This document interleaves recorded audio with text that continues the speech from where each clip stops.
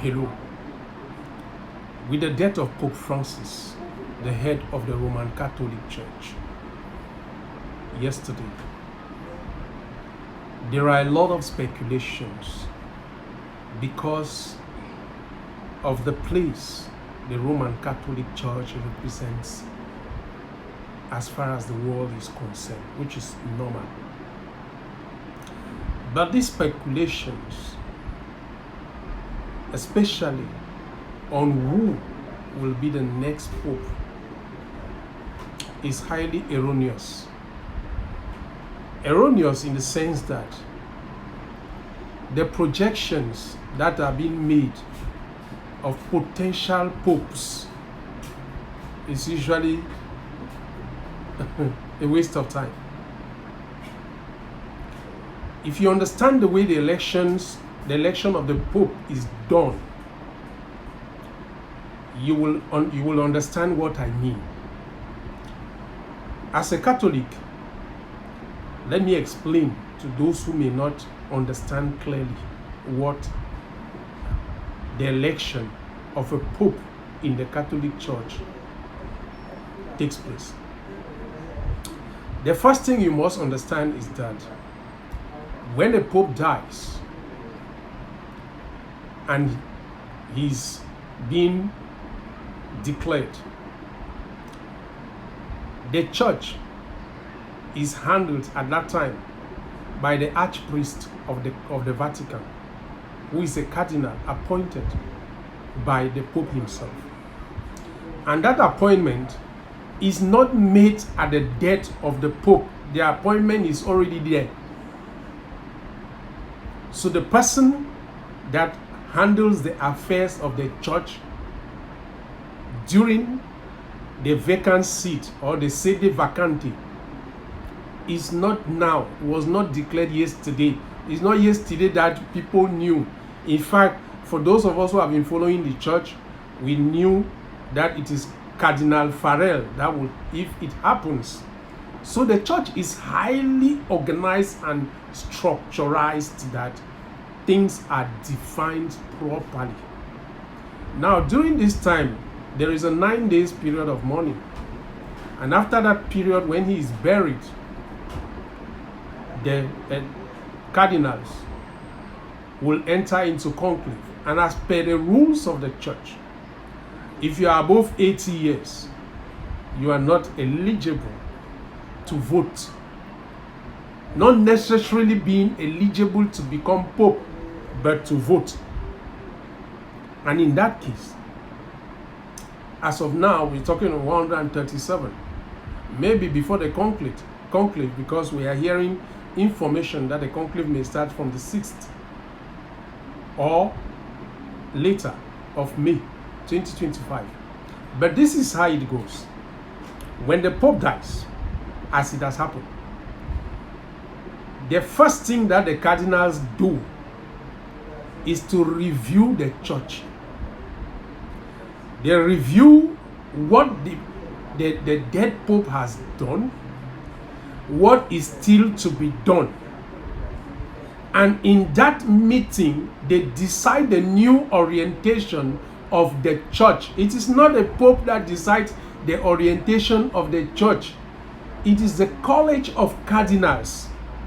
And usually in those meetings that are being held, I think the first was held today, and it was programmed that the Pope Francis is going to be buried on Saturday.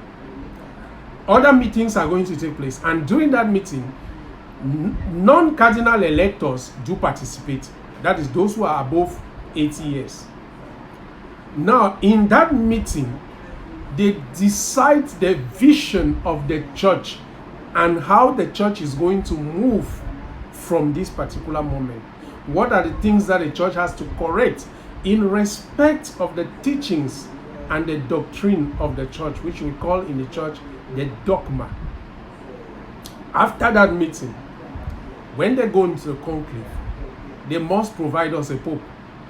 And that conclave can take place as long as they provide us a pope. In the case of Pope Francis, it was 2 days. In the case of our new Pope now, it may be longer. We saw, for example, I think in the time of Pope John Paul II, it was more than 7 days or so. Now, this is how the election happens. While inside the Sistine Chapel during the conclave, no cardinal elector has the right to vote for himself. You vote for another person. And this is the good thing about it. The good thing about it is that there is no candidate. You take an oath as a cardinal to put the name of the person you think is better placed to take the church forward as Pope. So it's just like 10 people are in the room. I cannot write my name. You cannot write your name. And then what happens is that I will write somebody's name. And during the counting now, they will see the person that has the majority, the 2/3 of the cardinal electors, become the next Pope. It may be complicated because you don't know. I may write your name and you're writing my name. That's the particularity of the election of the Pope. And when that is done, every day they are going to have 2 votes. Each time, if the vote is done and there is no victor, because you must have 2/3 of the majority, they will burn the papers. And as they burn the papers, they will burn with black smoke, black incense. That is why you see black smoke. If they have the 2/3 majority, the papers are burnt with white incense that produce white smoke, and then the Habemus Papa. We have a Pope, and the world will see the Pope, and after that the installation.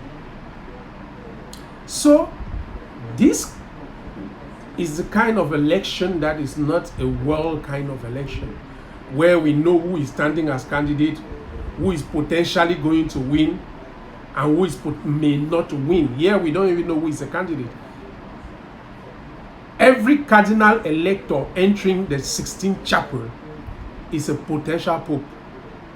So all the news that we hear from the press, are we going to have an African Pope? Are we going to have a Pope from Africa? Are we going to have a Pope from Europe? Are we going to have... It's normal. The press is a secular press. It's not a Catholic press. But as far as we Catholics are concerned, we know that the Pope is going to come the way no one expected. Take the case of how David was selected when Prophet Samuel went to anoint the new king of Israel. Even Samuel himself did not know who was going to be, but God was guiding him. And you saw what happened. That's exactly what is going to happen. The Pope that the church is going to present to us is going to be somebody no one thought of. Just like Pope Francis came from nowhere. Nobody even knew about Pope Francis. I remember journalists confessing that they were asking there and there. They said, who is this man? Who is this man? That's when they started going to know about him. But no one knew about him, because the people that were being projected as candidates were not popes. And it is usually said in Italy that if you enter the conclave as a pope, you come out as a cardinal. God bless you all, and stay connected as we bring you updates about the Catholic Church and the election of the new Pope.